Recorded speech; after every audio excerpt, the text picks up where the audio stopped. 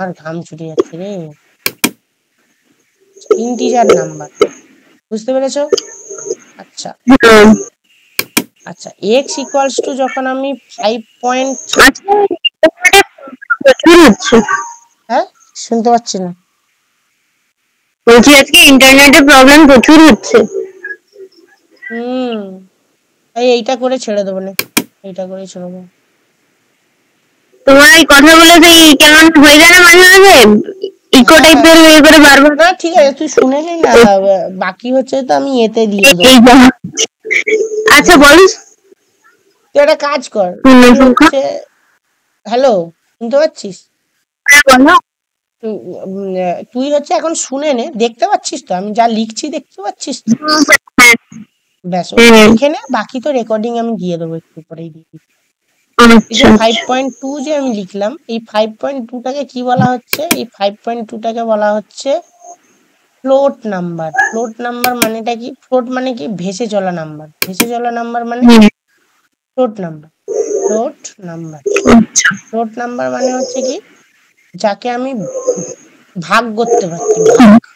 বুঝতে পেরেছিস? মানে ধর 5টাকে আমি কেটে কেটে কেটে কেটে কেটে কেটে নিয়ে যাচ্ছি, যেমন 5.1, 5.2, 5.3, 5.4, 5.5, এরকম করে যে নাম্বারগুলো হয় তাকে বলা হচ্ছে ফ্লোট নাম্বার। মানে যেগুলো হচ্ছে যে তোর পয়েন্ট দশমিকে থাকে।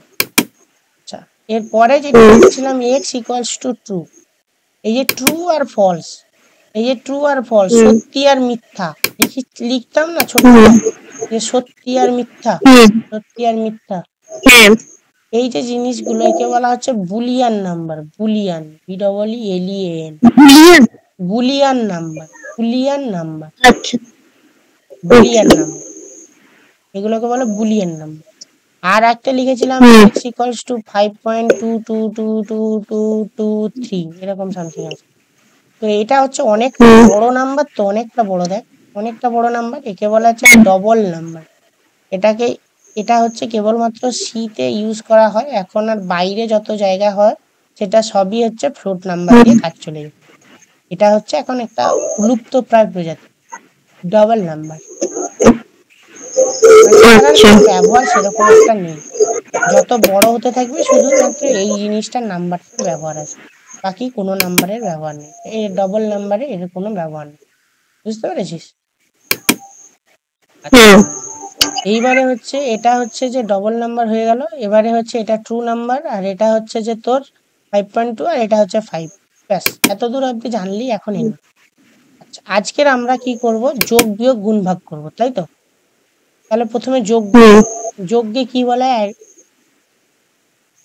অ্যাডিশন, তাই তো? এটাই তো বলে, আমি যতদূর পড়াশোনা করেছি এই ছোটখাটো যে না জানা পড়াশোনাতে যা করেছি তাতে এডিশনই বলে, আমার মনে হয়।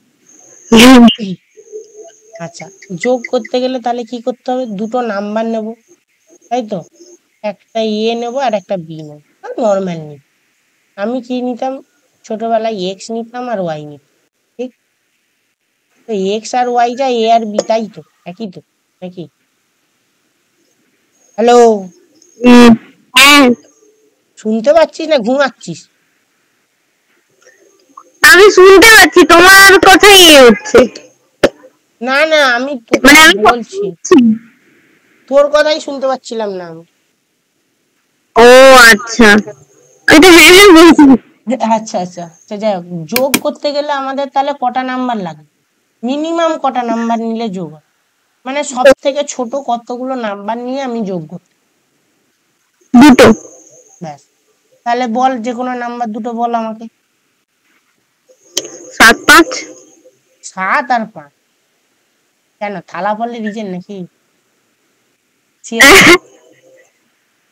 সিএসকে, কি বলছো?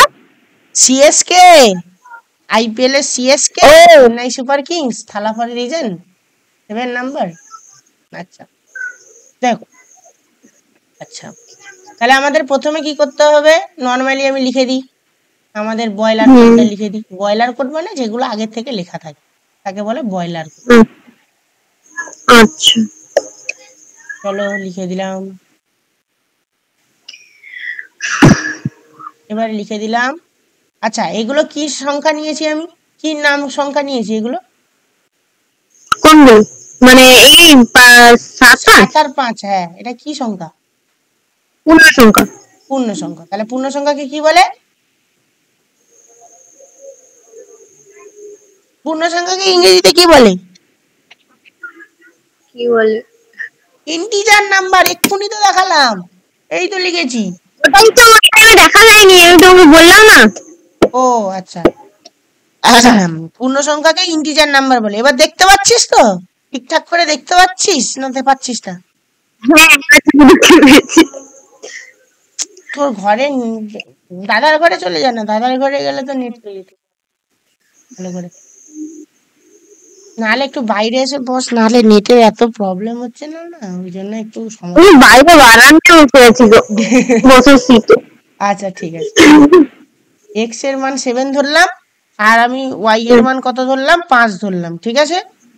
এইবারে হচ্ছে হ্যাঁ আমি কি লিখবো? আমাকে তুমি যোগ করে দাও। তাহলে এখানে একটা আমাকে আরেকটা ভেরিয়েবল নিতে হবে, আরেকটা ভেরিয়েবল মানে আরেকটা কন্টেনার নিতে হবে, আরেকটা কন্টেনার মানে আরেকটা বালতি নেবো, আরেকটা হচ্ছে বক্স নেবো। সেই বক্সের মধ্যে যাতে এ আর বি দুজনের ভ্যালুর যোগটা আমাকে দিয়ে দেয় কম্পিউটার, তাই তো? তাহলে সেটাকে স্টোর তো করতে হবে, মানে সেটাকে তো রাখতে লাগবে। ছোটবেলায় কি আমরা হ্যাঁ ডাইরেক্ট কি যোগ করে বসিয়ে দিতাম নাকি? কোনো একটা জিনিসের ভিতরে তো রাখতাম আগে থাকে, তাই না? হ্যাঁ তো চলো এখানে আমাকে ধরে নিই জেড। জেড এর ভিতরে আমি রাখতে চলেছি জেড এর ডেটা টাইপটা কি হবে? জেডটা কি ধরনের সংখ্যাকে নেবে? 7 আর 5 যোগ করলে আমাকে কত হয় আমি সেটা জানি। ইন্টিজার হবে না ফ্লোট হবে না ডবল হবে না বুলিয়ান হবে সেটা আমরা বুঝতে হ্যাঁ পারছি, কারণ হচ্ছে এটা ইন্টিজার নাম্বার, এটাও একটা ইন্টিজার নাম্বার। তাই ইন্টিজার আর ইন্টিজার যদি যোগ করি সবসময় ইন্টিজার নাম্বারই দেবে আমাকে কম্পিউটার। হ্যাঁ তাহলে দিকে দিলাম ইন্টিজার জেড ইকুয়ালস টু, মানে সমান কি লিখলাম? যে এক্স এক্স প্লাস ওয়াই লিখে দিলাম। এবারে হচ্ছে যে প্রিন্ট করবে, হ্যাঁ প্রিন্ট এফ লিখে দিলাম। প্রিন্ট এফ হচ্ছে জেড, আমাকে জেডটা তুমি দেবে। জেডটাকে লেখার জন্য আমাকে কি করতে হবে? জেডটাকে লেখার জন্য এখানে কম্পিউটারের ভাষায় লিখতে হয় পার্সেন্টেজ অফ ডি। এটাই হচ্ছে যে একটা নতুন জিনিস যেটা আমি এখানে বলিনি ভুলে। যদি সি প্রোগ্রামিং করতে যাস তোকে এখানে এই যে ইন্টিজার নাম্বারটা দেখতে পাচ্ছিস, একে প্রিন্ট করার জন্য আউট করার জন্য এখানে হচ্ছে আউটপুট দেখানোর জন্য বা প্রিন্ট করার জন্য তোকে লিখতে হবে পার্সেন্টেজ অফ ডি। এখানে যদি লিখতে চাস ফ্লোট নাম্বার, একে আউটপুট দেখানোর জন্য প্রিন্ট করানোর জন্য এখানে লিখতে হবে আইএনটি। প্রিন্ট করানোর জন্য তোকে এখানে লিখতে হবে পার্সেন্টেজ অফ এফ। আর এই বুলিয়ান নাম্বারটা যেরকম আছে নর্মালি হচ্ছে তুই বুল লিখে দিলে নাম্বারটা চলে আসবে, বি ডবল এল বুল লিখে দিলে নাম্বারটা চলে আসবে। আর এই নাম্বারটাকে প্রিন্ট করার জন্য এখানে হচ্ছে পার্সেন্টেজ অফ এলবি, এলবি লিখ, ঠিক আছে।